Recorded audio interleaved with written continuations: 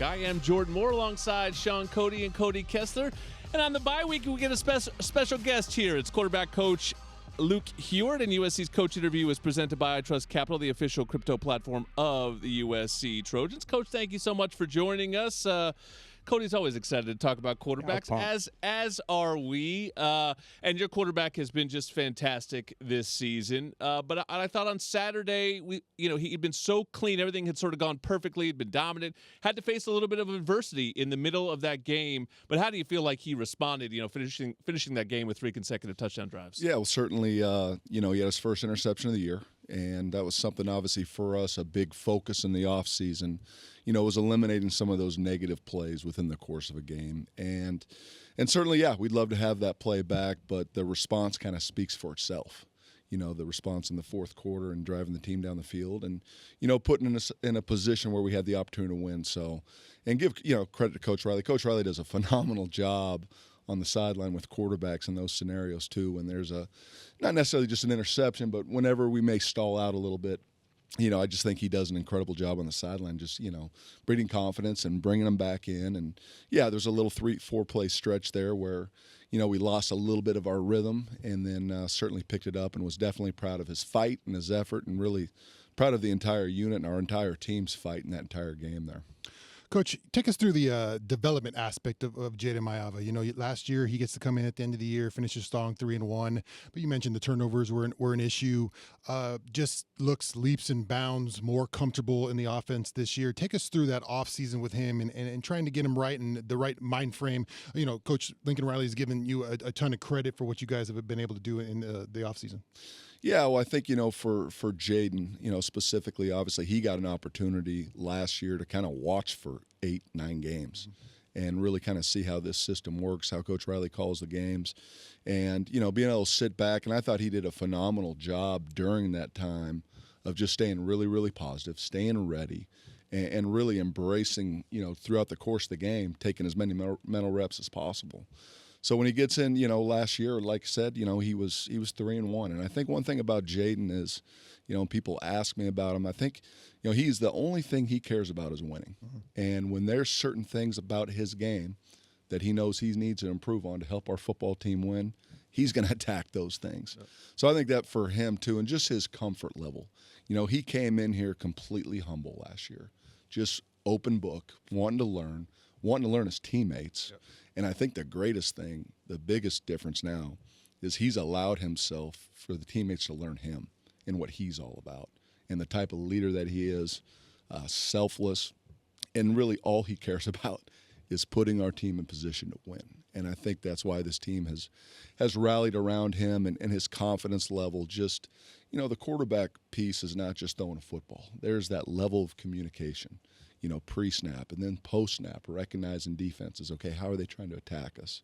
And you can just see from where he started when he got here, to the 4 games he played at the end of the season to now, just his comfort level, his confidence level, his openness to his teammates, and just the way that our guys respect and rally around him. Kind of piggybacking off of that, Coach, I'm glad you brought that up. I mean, the physical attributes are there. He throws it as well as anybody in the country. But the thing that I've loved the most this year is the mental side of things. You can really tell whether it's that interception or he throws a touchdown. I mean, he'll show some excitement. He'll show some disappointment. But then he's immediately locked right back in on the sideline. He's ready to go. I just love how calm, cool, and collected he is this year. What's impressed you the most with the mental side of things and him stepping into a leadership role this season? Yeah, I just think overall the preparation standpoint, I mean, there's nothing on the game plan that if you were to ask him a quick question on that is something he's got to press pause on. Yeah. And I think for just a confidence standpoint for him, it's like every call that's coming into the game, I think he's at a point right now where some of these calls that come in, he's anticipating them coming next. And just his overall comfort level. And like you mentioned, he is a guy that even last year, going back to the Nebraska game, the Texas A&M game, when there have been negative plays, he hasn't gone on the tank. No. He hasn't lost his aggressiveness. Now, at times you got to check your discipline, yeah. And make sure, all right, I'm going through my progressions, I'm going through my reads. But he has certainly shown us all that an adverse series or a negative play is not going to impact his ability to still play at a high level and that's impressive. Keep that confidence. That's impressive because you see a lot of quarterbacks, especially 100%. Young guys, when they throw that first pick, they start compounding the problem and it gets worse. So that's impressed me a lot. I'm glad you said that. No question. You're listening to quarterbacks coach Luke Huard on Trojans Live. Coach, what kind of security blanket is Mekhi Lemon for a quarterback? Oh, man, I wish when I was in college I could have thrown at him. I might have played a little longer. Mekhi is just the ultimate competitor. And for me, I got the chance to, when I was coaching inside receivers, I had a year with him. And his freshman year, he got banged up a little bit, and then he played some corner towards the end of the season and then really came out in that Louisville game.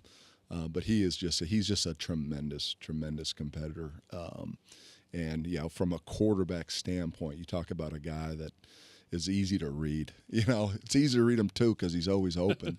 But he's a very decisive route runner. He's fantastic without the, when the ball's in his hands, he's great with the ball. Without, the ball, I mean, he's a complete player. And for a quarterback to know that you got a guy that's that special, can do that many things with the ball in his hands, but you also know where he's going to be. There's never very many scenarios where he's running a route and it's kind of gray. Like, he's an easy guy to read. He's decisive. He plays fast. He gets in and out of breaks. And, when you're a quarterback and you got a guy like – and he's, I don't know how tall he is, but he can play like a big guy too. Yeah. And when you have a guy that's that versatile that can make competitive plays down the field is unbelievable after the catch. That's a lot of fun and certainly gives the quarterback a lot of confidence. Yeah, it reminds me like a physicality, like a Steve Smith kind of. He's 100%. He plays real hard. He can, break tackles and run a lot of stuff for him. Coach, you got a chance to see Hassan Longstreet out there a couple times this year, getting to him some quality reps out there, young man. What are the attributes you left from him? Great run on Saturday. What kind of attributes you see from the future QB? Yeah, I think you guys have all got a little preview of that, and the best is yet to come. But, Hassan, football is really important to him. And for him now, being in that number 2 quarterback role and getting the opportunity during the game to stay engaged and kind of learn through the course of a game that way. But phenomenal arm talent, can run, very, very dedicated to the game, loves football. He's all ball. He's in the office all day, all night. But we're certainly excited about, what he can do. And we certainly have a lot of confidence that if he has to go into a game, he's going to be ready to rock and roll and can execute all aspects of this system. But in our quarterback room in general, it's a fun group to be around. These guys really support each other. They rally around each other. If you see it through the course of the game, those guys are always communicating and helping each other. So it's a really healthy room. It's a great group. And certainly Coach Riley and I are blessed to have the guys that we have here at SC. Did he want to pull that first one? I feel he got in there and he was like, maybe I should hand this one off. I saw his eyes. I think, you wanted to pull that first one. Well, we'll see. It timed out pretty good there on the second one. Hassan did a good job too because he got down on the 1-yard line. In that situation, it was a first play or second play he played all game. Some guys have a tendency to reach the ball out there. And then we get a touchback. It pops out. So, we thought he made a really mature decision as far as just getting those pads down. Took a little bit of a lick, but obviously got us down on the 1-yard line scoring position. So great execution on his part and a great call by Coach Riley. And, certainly looking forward to his continued development. And we're certainly confident he's going to be a great USC Trojan quarterback. Yeah, there we go. Right. I believe it.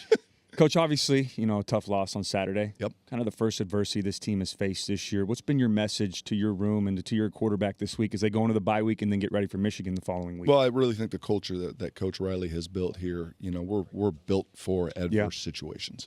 And this is a really close football team. And for us, in the quarterback room and obviously controlling what we can control and just making sure that the course of this week, there's still, we've played well. Jaden has played really, really well, but there's still things that we look at in the course of the 5 games that we get an opportunity to take a look back on and be like, all right, we've done these things well, but there's still a lot of areas where we can be even better.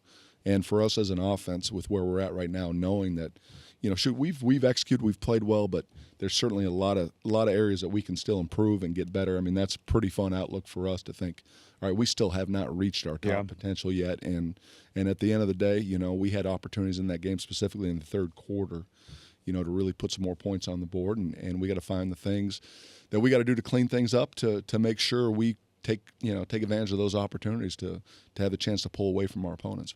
Still a lot of season to go, and next up is Michigan coming to the Coliseum. That sounds great. And we have a kick time, if you haven't seen, 4:30 p.m. Pacific will be the kick at the Collie. It's a bye week this week, so we're talking about a week from Saturday coming up, USC versus Michigan. Thank you to Coach Huard, ready to take it to the next level. Unleash the beast this college tailgate season with a Monster Energy. Tear into a can of the meanest energy drink on the planet. Monster Energy, unleash the beast. Trojans Live is sponsored by Pechanga Resort Casino, proud partner of USC football. Ryan Sierri sort of come out of nowhere to be USC's kicker this season. Can't wait to hear his story next on Trojans Live.